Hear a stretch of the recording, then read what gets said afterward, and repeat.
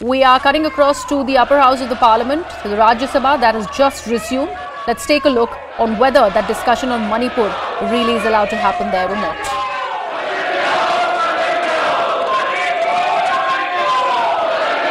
Nothing will go on the court. Honorable members,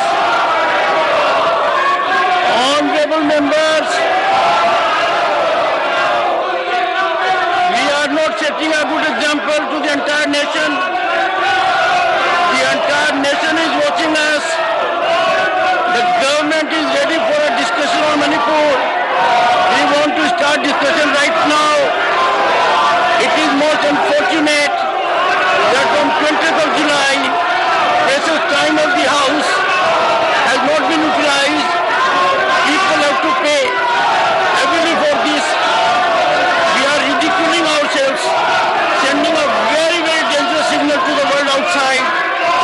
As upper house, it is our prime obligation to set an example of serving public interest.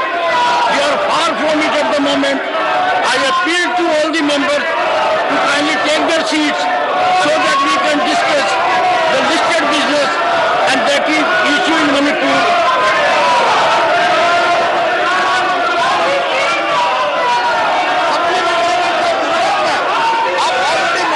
चर्चा के लिए आपने अनुमति दे चुकी है।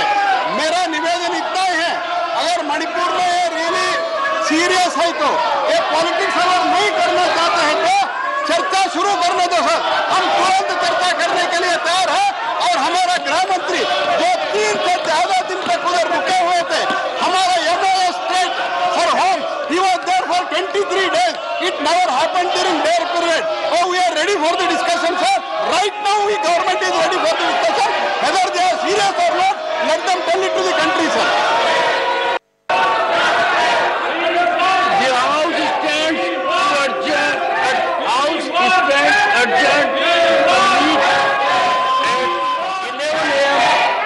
Tuesday, August 2023. Within minutes of its reconvening, the upper house of the parliament also now stands adjourned. There has been no discussion on Manipur, as was suggested by the leader of the house, Mr. Piyush Goyal, and also after the meeting that the vice president and the Rajya Sabha chairperson, Mr. Jagdeep Thakkar, had with the leader of opposition, Mallikarjun Kharge, along with other leaders like Prahlad Joshi in his chambers. Nothing could in fact make good the logjam that continues in the parliament, and there has been no discussion, because remember, the opposition's outcry is that the discussion needs to happen under Rule 267. The government or the centre insists that 176 is a fair enough way to begin the discussion on the Manipur crisis. Remember, the background to this entire episode is also how the India Alliance delegation was in Manipur for 2 days. After returning, they had been part of a meeting where ample deliberations really took place, discussing about the strategy forward by the opposition parties to go ahead and question the government over the crisis that remains in Manipur for more than 3 months now.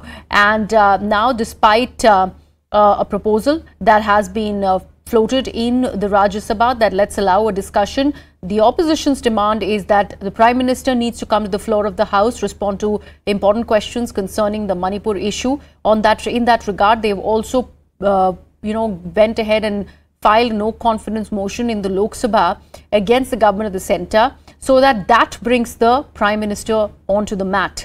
However, nothing of that really is helping for the opposition to get the deliberations started. In fact, in this time, in the Rajya Sabha, they were the ones who, in fact, stalled the proceedings and insisted that the discussion happen under 267. My colleague Pallavi, who's been tracking all the developments, is with us on the broadcast. Pallavi, within minutes of reconvening, the Rajya Sabha also stands adjourned. No discussion, as was suggested by Piyush Goyal, on Manipur. So this is exactly what we were discussing a short while back. The House has been adjourned till tomorrow. Any attempts which have been made to reach out to the opposition parties has clearly not worked. The moment the Vice President got up and he wanted to resume the discussion on the Manipur issue, we saw the mayhem as far as the opposition benches are concerned. Many of them, like Derek O'Brien, came up to the well of the House, and there are various statements which are coming in from many of the opposition front leaders saying that this is the death of democracy, this is how the two-faced government is, and we had given 50 notices. Actually, they had counted 50 notices under Rule 267 and there were only 3 notices under Rule 176, yet the government chose to go along with the minority rather than the majority. So it is in this context I have my doubts whether any discussion on Manipur will take place. What's going to be the fallout? Increase in acrimony between both the sides, opposition accusing the government of actually denying them the democratic rights, the government trying to make the points to the opposition parties and outside as well that look, we had opened the floor open as far as discussion on Manipur is concerned, but it's the opposition parties who actually don't want a discussion on Manipur. Also, another point to add here, Pallavi, is that what we just saw in the West Bengal Assembly, we are seeing a walkout by the opposition there, by the BJP there, despite Mamata Banerjee bringing in a resolution to speak about the Manipur issue. And the claim that they are making is that even West Bengal or a state like Rajasthan has crimes against women, and that needs to be discussed first. So isn't that really diluting the stance that the centre has taken in the national capital, so to speak, where it has given them an upper hand, that they suggested that they wanted a discussion in India, yet the opposition stalled it? See, I think both the sides are going to look at it in their own way. I mean, the opposition certainly will always go out, even outside Parliament, to make the point that the Prime Minister shied away. He could have spoken inside the House, but because the government did not want him to speak and because the government has nothing much to say, they've decided to take this route of 176. And even on the no confidence motion, if you look at the sound bites which are coming in from the opposition parties, even on the no confidence motion, they are saying that what normally happens is when a no confidence motion is pending, every other business is put on hold. But in this case, the government is not doing so. One bill after another, in fact, 2 bills were passed today. More bills are putting up on the agenda, which means the government is non-serious about the no confidence motion. But as far as the government is concerned, they said, look, we've always said from day one, you want a discussion on Manipur, we are ready for that. You're dictating terms to us, which is being absolutely unfair on us. And therefore, it's the opposition parties who are actually not serious. They're using the Manipur issue as a way to score political points against the government. It's not that they are feeling for the people of Manipur.